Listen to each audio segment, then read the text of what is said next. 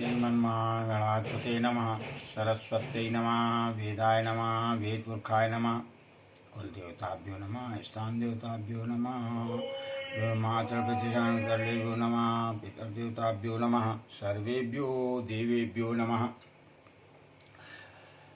परम श्रेष्ठो भगवतजनों,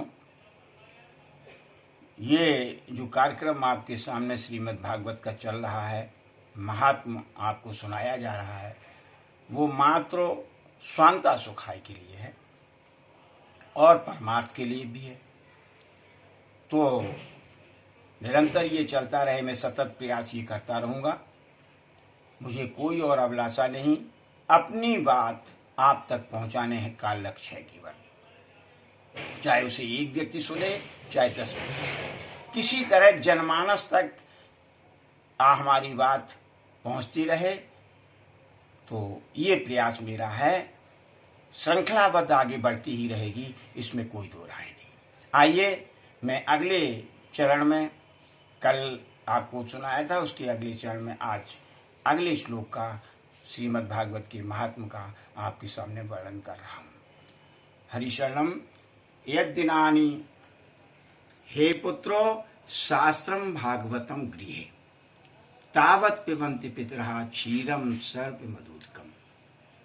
सरलतम है, यावत् दिनानि हे पुत्रो शास्त्रम भागवतम गृहे तावत् पिबन्ति पितरः क्षीरम सर्पी।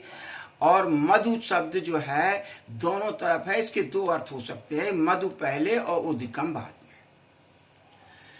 अन्वय में, हे पुत्र यावत् दिनानि भागवतम शास्त्रम गृहे तावत् पितरः क्षीरम सर्प मधु उदकम। ये दोनों अलग अलग हो गए, लेकिन इसका अर्थ ये भी हो सकता है मधु उदकम, इसलिए इसे हमने ब्रैकेट में कोष्टक में लिख दिया पिबन्ति।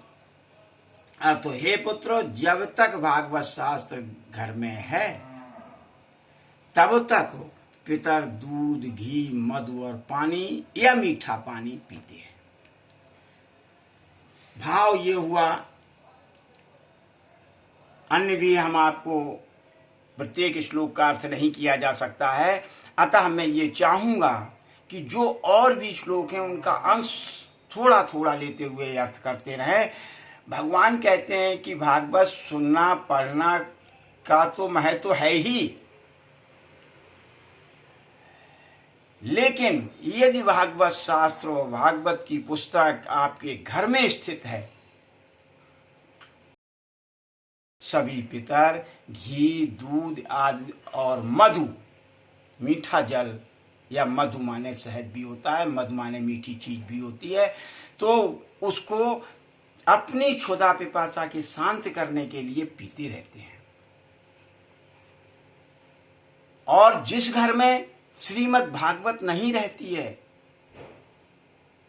भगवत भक्तों, नम्र निवेदन है कि इस बात को बड़े ध्यान से सुने कि जहां पर श्रीमद् भागवत की पुस्तक नहीं रहती है, कोई धार्मिक ग्रंथ नहीं रहता है, रामायण नहीं रहती है, गीता नहीं रहती है, वहां दुष्प्रवृत्तियों को धारण करने वाली आत्माएं निवास करने लगती हैं।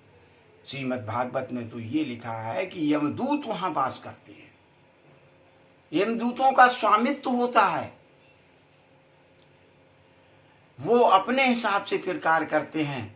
और जहां यमदूत हो, यम हो, वहां सदगति का कोई अर्थ ही नहीं है, सदगति तो संभव है ही नहीं। तो साथियों, भगवत भक्तों, भगवत प्रेमियों, श्रीमद् भागवत या रामायण, कोई भी आपका धार्मिक ग्रंथ हो, विशेषकर श्रीमद् भागवत यदि आपके घर में है, तो वहां दुष्प्रवृत्तियां वास नहीं कर सकती हैं। वहां कौन कौन वास करेगा, इसको अच्छी तरह से आगे के श्लोकों में दिया है। कितना सुंदर वर्णन है कि भगवान कहते हैं कि वहां जो है संपूर्ण नदियां, सरोवर, यज्ञ और पावन पवित्र पर्वत, सप्तपुरियां, पुरियां आपकी 7 हैं, वो 7 पुरियां, यहां तक कि तीर्थ वास करती है। और हमें अपने पवित्र होने के लिए पावन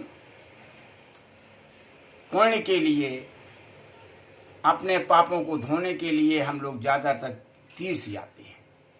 देखिए कितना बड़ा महत्व है कि तीर्थ हमें जाना पड़ता है, और जहाँ श्रीमद् भागवत रहती है वहाँ तीर्थ आकर के स्वयं निवास करती हैं। अब आप सोचिए श्रीमद् भागवत का कितना महत्व है, कितना पावन पवित्र जो है वो हमारा शास्त्र है, जिसके केवल रखने मात्र से हमें संपूर्ण पुण्य प्राप्त होते हैं। सभी देवी देवता वहाँ वास करने लगते हैं, सभी तीर्थ वास करने लगते हैं। तो ऐसे श्रीमद् भागवत पुराण का शास्त्र का मुझे आदर करना चाहिए, और यहाँ तक कि उसका मुझे नित्य पूजन भी करना चाहिए। घर में स्थित करे और उसका नित्य पूजन करे तो निश्चित रूप से मानिए, श्री भगवान ने ये भी कहा है, आगे श्लोकों में बताएंगे कि भागवत पुराण में मेरा स्वयं वास है। तो आप जो है, इसका मतलब श्रीमद् भागवत का पूजन करने का तात्पर्य हुआ कि आप श्री भगवान का, पर ब्रह्म परमात्मा का आप पूजन कर रहे हैं, और परम परमात्मा के चरणों में चले जाने पर सब कुछ प्राप्त हो जाता है। वो परम शांति प्राप्त हो जाती है, और परम आनंद की अनुभूति होती है। तो भगवत भक्तों, श्रीमद् भागवत को अपने घर में रखिए, उसका पाठ करिए, सुनिए और सुनाइए। ये सब काम जो है अत्यधिक महत्वपूर्ण है, अत्यधिक पूर्णवान है। हरि शरणम, हरि शरणम।